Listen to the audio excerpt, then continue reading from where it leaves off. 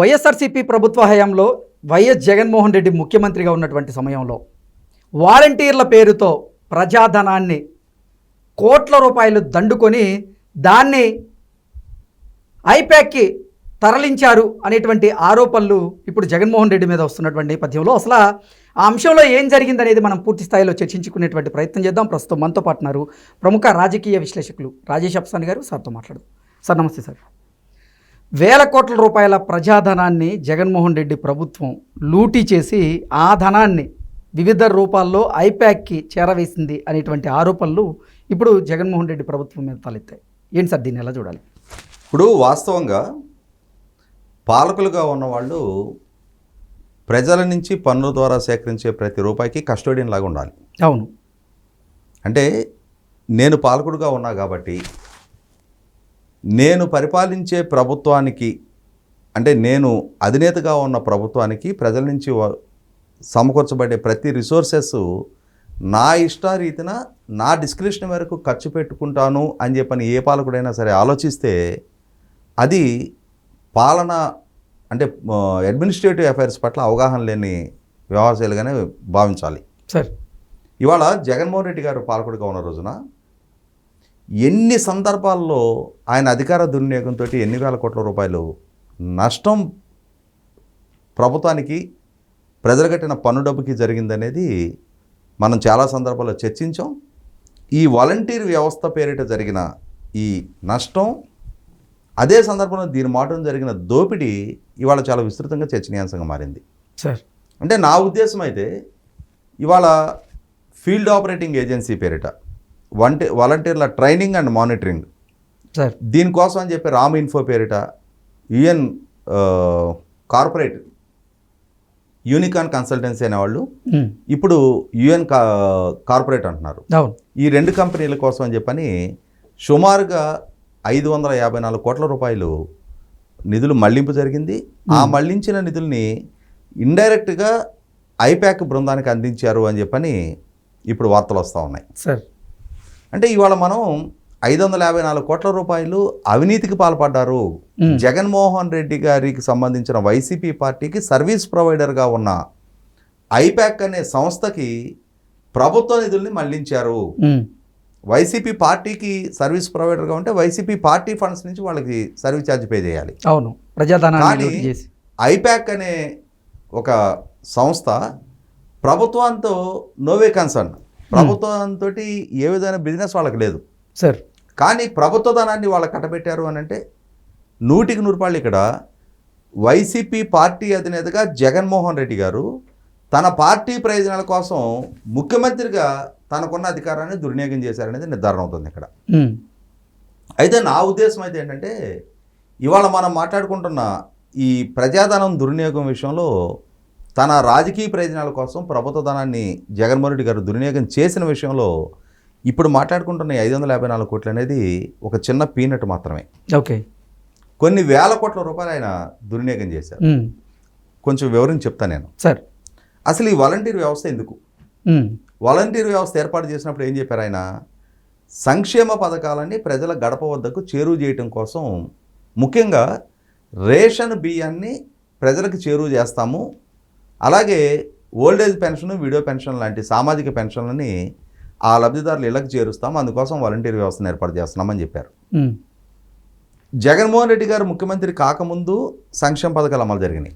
Sir, గత సంవత్సరం June 12 కొత్త ప్రభుత్వం ఏర్పాటు జరిగిన తర్వాత సంక్షేమ పథకాలు అమలు జరుగుతూ ఉన్నాయి. మరి జగన్మోహన్ రెడ్డి గారికి ముందు వాలంటీర్ వ్యవస్థ అమల్లో లేదే. ఆ రోజు సంక్షేమం ప్రజలకు అందిందే. ఇవాళ వాలంటీర్ వ్యవస్థ క్రియాశీలకంగా లేదే. ఈరోజు కూడా ప్రతి నెల 1వ తారీఖు సక్రమంగా సకాలంలో అదే సంక్షేమ పథకాల లబ్ధిదారుల ఇళ్లకి ఓల్డేజ్ పెన్షన్, విడో పెన్షన్ డబ్బులు చేరుతా ఉన్నాయే. మరి ఈ వాలంటీర్ వ్యవస్థ ఔచిత్యం ఏంటి? వాలంటీర్ వ్యవస్థని ప్రవేశపెట్టి సాధించిన అదనపు ఫలాలేంటి? ఈ వాలంటీర్ వ్యవస్థ కోసం ప్రభుత్వం ఎంత ఖర్చు పెట్టిందో కూడా ఒకసారి మనం మాట్లాడదాం. ఇక్కడ సార్ 2,60,000 మంది వాలంటీర్లను నియమించారు. ఒక్కొక్కరికి నెలకు 5,000 రూపాయలు జీతం ఇచ్చారు. అవును, అంటే 130 కోట్ల రూపాయలు ఒక్కొక్క నెలకి జీతాల పేరిట ఖర్చు పెట్టారు. అంటే సంవత్సరానికి 1,560 కోట్ల రూపాయలు. ఇవి కాక ఒక్కొక్క వాలంటీర్కి న్యూస్ పేపర్ కొనుగోలు కోసం 200 రూపాయలు ఇచ్చారు. అంటే నెలకు 5,20,00,000 రూపాయలు, సంవత్సరానికి 62,40,00,000 రూపాయలు. సార్ అంటే 1,560 కోట్ల రూపాయలు జీతనాల పేరిట, అలాగే ఈ 62,40,00,000 రూపాయలు న్యూస్ పేపర్ పేరిట. ఈ న్యూస్ పేపర్ ఏ పేపర్ కొన్నారు వాళ్ళు? సాక్షి. 2,60,000 సాక్షి సబ్స్క్రిప్షన్ పెంచుకున్నారు. అంటే ప్రజలు కట్టిన పన్ను డబ్బు వాలంటీర్ల రూపంలో సాక్షి సర్క్యులేషన్ పెంచుకోవడానికి ఉపయోగపెట్టుకున్నారు. ఓవరాల్గా 1,624,40,00,000 రూపాయలు ఇక్కడికి ఖర్చు అయింది సార్. 5 సంవత్సరాల మీద ఎంత ఖర్చు అయింది? అది సుమారుగా 8,120 కోట్ల రూపాయలు, 8,122 కోట్ల రూపాయలు ఈ జీతాలు, ఈ సాక్షి పేపర్ కోసం ఖర్చు పెట్టారు. ఇవి కాకుండా ప్రతి సంవత్సరం ఉగాది సందర్భంగా వాలంటీర్ మిత్ర, వాలంటీర్ రత్న, వాలంటీర్ వజ్ర అని చెప్పని క్యాష్ ఇన్సెంటివ్స్ ఇచ్చారు. ఆ క్యాష్ ఇన్సెంటివ్స్ ఇవ్వడం కోసం 4 సంవత్సరాల పాటు ప్రతి సంవత్సరం సుమారుగా 260 నుంచి 280 కోట్లు ఖర్చు పెట్టారు. ఓకే. చివరి సంవత్సరం ఎన్నికలు సమీపిస్తున్న సందర్భంగా క్యాష్ ఇన్సెంటివ్స్ పెంచి 380 కోట్ల రూపాయలు ఖర్చు పెట్టారు. అంటే ఈ 5 సంవత్సరాల కాలంలో ఒక 13,000-14,000 కోట్ల రూపాయలు ఈ రూపంలో ఖర్చు పెట్టారు. అంటే అక్కడికి సుమారుగా 9,600 కోట్ల రూపాయలు ఈ రూపంలో జరిగిన ఖర్చు. ఇవి కాకుండా ఇప్పుడు మనం ప్రస్తావించుకుంటున్న ఈ వాలంటీర్ వ్యవస్థ ట్రైనింగ్ అండ్ మానిటరింగ్ కోసం అని చెప్పని రామిన్ఫో, యుఎన్ కార్పొరేట్, ఈ కంపెనీల పేరిట ఇంకొక 550 కోట్ల రూపాయలు ఖర్చు పెట్టినట్టుగా మనకు నిర్ధారణ అవుతా ఉంది. అంటే సుమారుగా 10,200 కోట్ల రూపాయలు ఈ వ్యవస్థ పేరిట జగన్మోహన్ రెడ్డి గారు ఖర్చు పెట్టారు. మరి దానివల్ల సాధించిన ప్రయోజనం ఏంటి? ఈ 5 సంవత్సరాల్లో ఆ 10,200 కోట్ల రూపాయలు వేరే రూపంలో వినియోగం చేస్తున్నట్టయితే పోలవరం ప్రాజెక్ట్ లాంటి ఒక పెద్ద బహుళార్థ సాధక ప్రాజెక్టు పూర్తయిపోయి ఉండేది. అవును.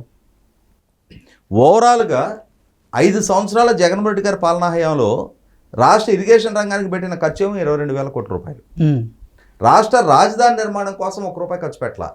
కానీ ఈ రూపంలో 10,200 కోట్ల రూపాయలు ఆయన తన పార్టీ కార్యకర్తలకి ఖర్చు పెట్టాడు.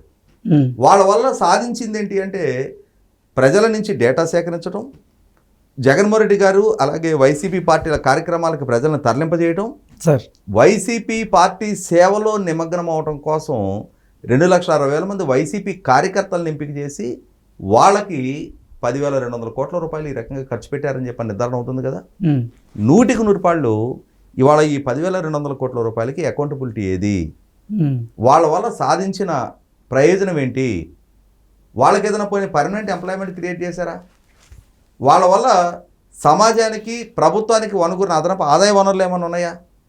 ఇవాళ 1,30,000 మందో 1,20,000 మందో గ్రామ వార్డు సచివాలయ సిబ్బందిని ఎంపిక చేశారు. సార్ ఎంపిక చేస్తే ఇవాళ వాళ్ళు డిస్ట్రిక్ట్ సెలక్షన్ కమిషన్ ద్వారా అపాయింట్ అయినా సరే వాళ్ళని ప్రొబేషన్ పీరియడ్ కంప్లీట్ అయిపోయిన తర్వాత కూడా ఇంకొక 9 నెలలు లేటుగానే ఏదోటి ప్రొబేషన్ కంప్లీట్ చేయించి వాళ్ళ ఉద్యోగాలు రెగ్యులరైజ్ చేయించారు. ఇవాళ ఈ ప్రభుత్వం వచ్చిన తర్వాత కూడా రేషనలైజేషన్ పేరిట వాళ్ళని కొంతమందిని గ్రామ వార్డు సచివాలయాలకి సిబ్బందిని కుదించి మిగులు సిబ్బందిని వివిధ విభాగాల్లోకి బదిలీ చేయించుకునే ప్రయత్నం చేస్తుంది. ప్రభుత్వం పూర్తి స్థాయి ఉద్యోగులుగా వాళ్ళని పరిగణలోకి తీసుకుంటా ఉంది.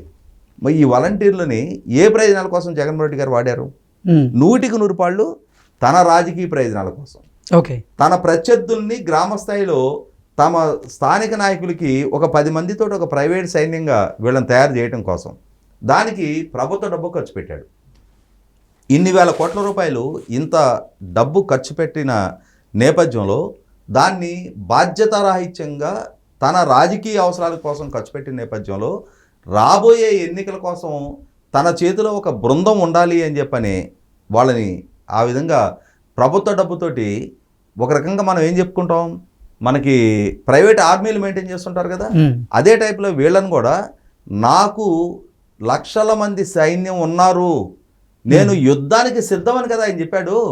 సిద్ధం సభలు పెట్టి ఏం చెప్పాడు?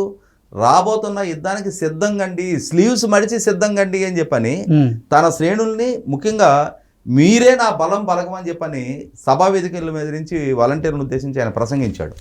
అంటే ఇక్కడ ఆయనకి బలం బలకంగా ఉపయోగపడటం కోసం 10,200 కోట్ల రూపాయలు ఖర్చు పెట్టి ఇటువంటి వ్యవస్థను ఏర్పాటు చేసే నేపథ్యంలో ఖచ్చితంగా ఇంకా విస్తృతంగా విచారణ జరగాలి. సార్ అసలు ఈ వాలంటీర్ వ్యవస్థ ఏర్పాటు, దానికి పెట్టిన ఖర్చు, ఆ ఖర్చు ద్వారా సమాజానికి ప్రభుత్వానికి వనుకున్న ప్రయోజనాలు ఏంటి, ఇటువంటి ఇన్ని వేల కోట్ల రూపాయల ఖర్చు పెట్టాలనే బాధ్యతారాహిత్యపు నిర్ణయానికి బాధ్యులెవరు, ఎవరిని దీనికి జవాబుదారీ చేయాలి అనే విషయం మీద లోతైన విచారణ జరగాలి. సార్ 100కి 100 పాలకుడిగా ప్రజల చేత ఎన్నిక కాబట్టి భయము, పక్షపాతము, రాగద్వేషాలకు అతీతంగా పరిపాలన చేస్తానని చెప్పని రాజ్యాంగం మీద ప్రమాణ స్వీకారం చేసిన ముఖ్యమంత్రి ప్రజల డబ్బుతోటి తన రాజకీయ ప్రయోజనాల కోసం ఇంత పెద్ద సైన్యాన్ని మోహరింపజేసుకోవటం అనేది 100కి 100 ఆక్షేపణీయం. ఆ దిశగా విచారణ జరగాల్సిందే. ఆ దిశగా ఇవాళ ఏదో 500 కోట్లకో 400 కోట్ల కాకుండా మొత్తంగా జరిగిన 10,200 కోట్ల రూపాయల ఖర్చు మీద కూడా విచారణ జరిగి తీరాల్సిందే. Okay okay sir, thank you so much.